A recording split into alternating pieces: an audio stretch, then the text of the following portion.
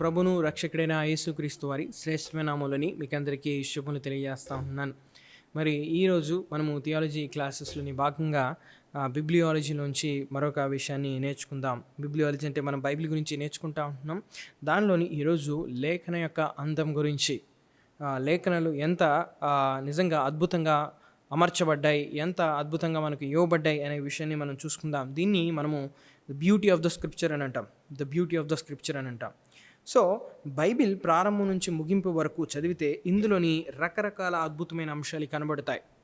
మనం ఆదికాండం మొదటి అధ్యాయం నుంచి ప్రకటన గ్రంథం చివరి అధ్యాయం చివరి వచనం వరకు మనం చదివినట్లయితే అనేక అద్భుతమైన సత్యాలను మనము చూస్తూ ఉంటున్నాం. సృష్టి గురించి, పతనం గురించి, తర్వాత విమోచన గురించి, తర్వాత దేవుడు ఏ విధంగా మరలా పూర్తిగా రెస్టోర్ చేస్తున్నాడు, తర్వాత ఏ విధంగా ఫ్యూచర్లోని తన మహిమను ప్రత్యక్షపరచబోతున్నాడు అనే విషయాన్ని అంతా కూడా బైబిల్లోని రాయబడింది. సో వీటన్నిటిని మనం చూసినట్లయితే ఇవి ఎంతో గొప్ప విషయాలు, ఎంత అద్భుతమైన విషయాలు.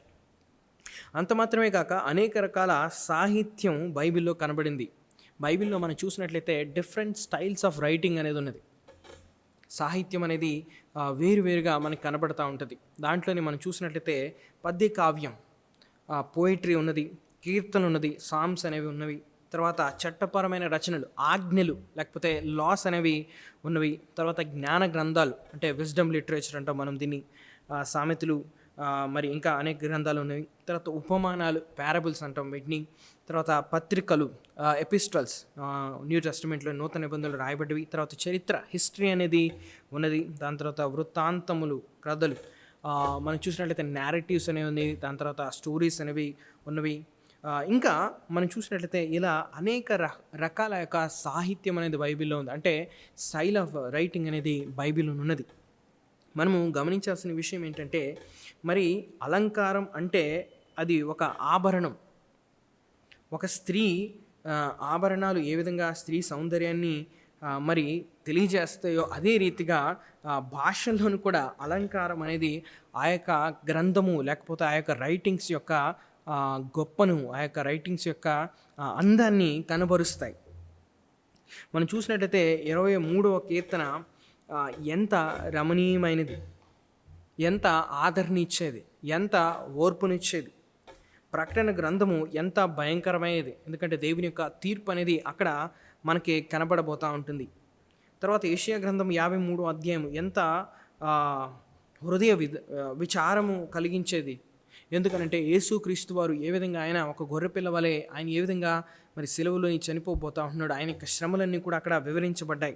తర్వాత తప్పిపోయిన కుమారుని యొక్క కథ ఎన్నిసార్లు విన్నా ఇంకా మనకు వినాలనిపిస్తుంది. నిజంగా ఆ యొక్క విషయంలోని ఒక పాపి ఏ విధంగా దేవుని వద్దకు తిరిగి వస్తాడు అనే సత్యాన్ని, తిరిగి వచ్చినప్పుడు ఎంత ఆనందం, ఎంత సంతోషం అనే విషయాన్ని అక్కడ రాయబడింది. ఇంకా యోబు గ్రంథంలోని యోబు స్నేహితుల యొక్క తర్కము ఎంత అద్భుతము. మరి వీటన్నిటిని మనం పరిశీలించేస్తే నిజంగా ఒక్కొక్క పుస్తకము, ఒక్కొక్క ప్యాసేజ్, ఒక్కొక్క గ్రంథము అనేది ఒక్కొక్క శైలిలోని, ఒక్కొక్క మరి డిఫరెంట్ స్టైల్తోని రాయబడింది, డిఫరెంట్ సాహిత్యముతోని రాయబడింది. సో లేఖనాలు అత్యంత అందమైన సాహిత్యము. ఇందులో అంశాలు మరింత అద్భుతం. పరలోక మహిమ, నరలోక మరి బాధలు మనం చూసినట్లయితే వీటన్నిటినీ కూడా బైబిల్లోని చాలా చక్కగా అమర్చబడి ఉన్నాయి. సో బైబిల్ అనేది నిజంగా వేరు వేరు వ్యక్తుల చేత రాయబడింది, వేరు వేరు కాలాల్లోని రాయబడింది, వేరు వేరు ప్రదేశాల్లో రాయబడింది. ఇన్ని సంవత్సరాలైనా, ఇన్ని వేరే ప్రదేశాల్లో రాసిన ఇంత వేరు వేరు మంది వ్యక్తుల చేత రాయబడినాక అనేది దేవుని ఆత్మ ప్రేరేపణ చేత రాయబడింది. కాబట్టి దాంట్లోని ఒక ఐక్యత లేకపోతే ఒక యూనిటీ అనేది ఉన్నది. దీన్నే మనము బ్యూటీ ఆఫ్ ద స్క్రిప్చర్ అంటాం. అంటే లేఖనాలు ఎంత అందంగా అమర్చబడ్డాయి అని అంటాం.